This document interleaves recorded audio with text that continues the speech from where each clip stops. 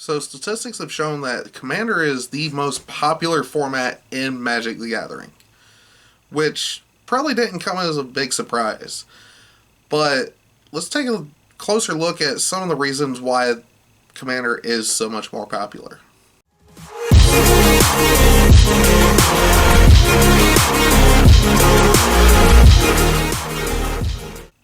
What is up, Commander players? My name is Matt and you're watching Top Commander. So today's video is going to be a little bit different because we're still in the middle of preview season for Double Masters. I will do another video on Double Masters when the full set gets spoiled and just kind of talk about some of the key reprints that we're going to get out of this set for Commander specifically.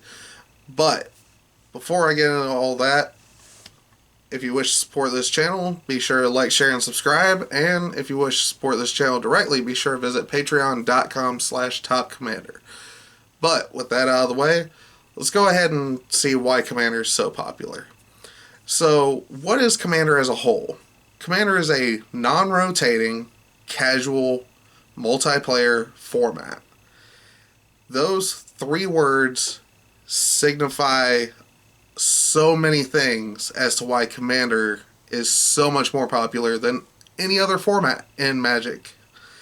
Now, there is one format that we don't know the statistics on because it is a little hard to get the statistics for, which is Kitchen Table Magic, which probably outnumbers Commander players. But as a whole, when it comes to formats that we can statistically prove which one is more popular, Commander is definitely in the lead. So, with the reasons behind this, let's take a look at and just kind of break down what those three keywords are: non-rotating, casual, multiplayer. Those three words say so much about the format, it's not even funny. Non-rotating. That's a big thing when it comes to Commander versus Standard. In Standard, you have to constantly buy new cards, update your deck, change your deck. You're spending more and more and more and more money. Every time there's a rotation, you have to spend more money. Every time a new set comes in, you're spending more money just to update your deck or keep up with the meta to be able to play in Standard. Now, when it comes to the non-rotating part of Commander, we also have access to every card in Commander aside from just a few exceptions. Typically it's the silver border cards, conspiracy cards, and also anything that's on the ban list. Now, comparatively speaking, when you look at the ban list for Commander, compared to the fact that we can use every card in the history of Magic, we have a larger card pool than any other format, by far. Because the ban list for Commander is like not even 50 cards. I think we just barely broke 40 or something like that. And there's a reason behind that. The Rules Committee presented an article saying that the ban list is more of a suggestion. These are the cards on the ban list are basically like, hey, this is on the ban list because we view this card as not fun for the format. So cards like it should also be seen that way. So there's a couple of cards that you can kind of compare what's on the ban list versus what's not on the ban list, and technically what they're saying is those cards also are viewed as not fun. But they're not all on the ban list because they also stated that they don't want to have they don't want to have more than 100 cards on their ban list at any given point. That is their goal. They've stated this before. So, when you compare the fact that we have this large card pool, very short ban list, we have access to so many cards. They hardly do bans, honestly. We've had more bans in the last little while than typical, but a couple of those were kind of emergency bans, or bans that a lot of people were requesting to have put on the ban list. But that's a different topic for another day. So, with the non-rotating part of this description of what Commander is, that leads into a couple of things. Smaller ban list, larger card pool, which means that you have so many cards that you could choose from, which makes Commander a deck brewer's paradise. Now, the fact that we're in multiplayer brings in a couple of aspects as well. Politics. People like to do politics. You can make a deal with your opponent not to kill your thing, or, vice versa. You can team up on people if they're getting too threatening. Politics are a thing. People like to do the politics. You can't do that in a 1v1 format. So, how crazy would that be if you watch the World Championship and it's a 1v1 and your opponent, the players are making a deal for some reason? That does not happen in competitive Magic, which is why Commander is also casual. It's a casual format. This also leads to other things. So, one thing that all of these things lead up to a few different reasons why Commander is so popular. With it being a multiplayer environment and it being a deck brewer's paradise, you can effectively, the cost of Commander can be a thing as well. Because you can pick up a precon for $45 and play with that. You can build a deck that's super budget for $20 and play with that. You can build a deck that's a couple $100. You can build a deck that's a couple of $1,000. It's all depending on what you want to do, which is really great because you have that sort of freedom to be able to play how you want to play in Commander. You can make the cost whatever you want it to be. You can be as competitive with it as you want. There is a whole crowd of people in the Commander community that refer themselves as CEDH players, which, in all honesty, they are competitive EDH players. Sure. But the biggest difference between a CEDH player and casual Commander players, in my opinion, is the fact that the CEDH player likes to play with the highest power level they can. That's their version of fun. In the end, it's still a casual format. You're not going to win a World Championship Commander tournament anytime soon because that doesn't exist. That could be another part why Commander is so much more popular, because yes, Wizards of the Coast created the game. They print the cards. They make Commander product. True. But the Rules Committee is the ruling body over Commander. They determine the rulings. They determine the ban list. That is what they do. So, it could also play into the part that because Wizards of the Coast does not have complete control over the Commander format, could be a reason why Commander is also popular. Potentially. I'm not saying anything bad about Wizards of the Coast. This is not a trash talking video. This is all speculation, just trying to find out reasons why Commander is so popular. Now, because of the fact that we are casual, and the cost is what you make of it, right? So, that plays in another factor. Proxies. Proxies are definitely okay with Commander players. Now, I'm not saying build an entire deck full of proxies, because a lot of people are not okay with that.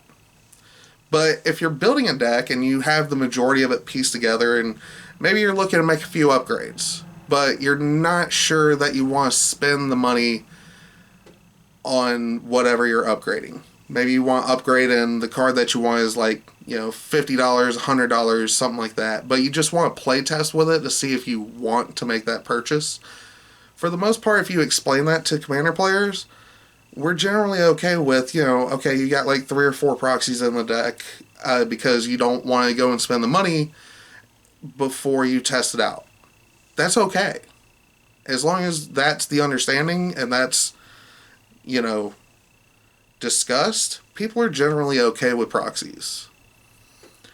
Now, with that being said, we're also very new player friendly. Because it's a multiplayer environment, we're okay with new players coming in. The more the merrier. As long as we can always get like a 4-player pod or so, we're generally okay with it. It's very approachable. You have access, easily accessible ways of getting into Commander because every year we get the Commander precons. These are all things that just play a factor into why Commander is so much more popular than other formats. Um, Another thing as well, uh, going along with the easy access to Commander, somebody actually pointed this out to me. Commander has the largest social media following. YouTube channels, podcasts, Twitch streamers. There's all sorts of. If you're looking up anything for Commander, you can find it pretty easily. Just about anything you want to know, anything you were trying to look up, there's something on the internet to find to be able to do the research and learn what you want to learn. That is something that just definitely helps with the popularity of Commander because you have the access to all the tools that you want. If you want to learn how to build budget decks, there's a YouTube channel for that. It's Commander's Quarters. Mitch over at Commander's Quarters focuses on building deck techs for like $50 or less. These are all sorts of things that you can just get hold of. And it just, the community is, in large, the community is very casual, very laid back. We are very open. We enjoy having new players. A lot of us enjoy teaching new players how to play, helping players build a deck. If you find a group that you can be like, hey, I want to get in Commander, can y'all help me build a deck? Boom, you will get hit with all kinds of, okay, what do you want to do? What kind of deck do you want to make? What colors do you want to run? You know, you will get 100 questions, and then every time you answer one, you will get 20 more questions. That's the cool thing. We're very open to helping out people. We're very open to voicing our opinions as Commander players, because when you're talking with Commander players about Commander, about game theory, deck techs, if you're like, hey guys, I've got a brew, here's the deck list that I have now, I'm looking to upgrade, people will say, hey, you know, maybe you want to swap that out for this, maybe you want to do this, maybe your deck's not focused. There's the openness that is available throughout the community. Most local game stores that have a Facebook page will have a Magic the Gathering sub page or something for just Magic players. You could go on there very easily and start talking to people. Talk with a play group if you have a play group. Or if you don't have a play group and you're just looking to get into Commander, you could easily just walk into your local game store and ask the owner or whoever's running the counter, be like, hey, I'm new, I'm looking to play Commander, what days are people down there playing Commander? Granted, of course, that's a little difficult currently due to the COVID pandemic, but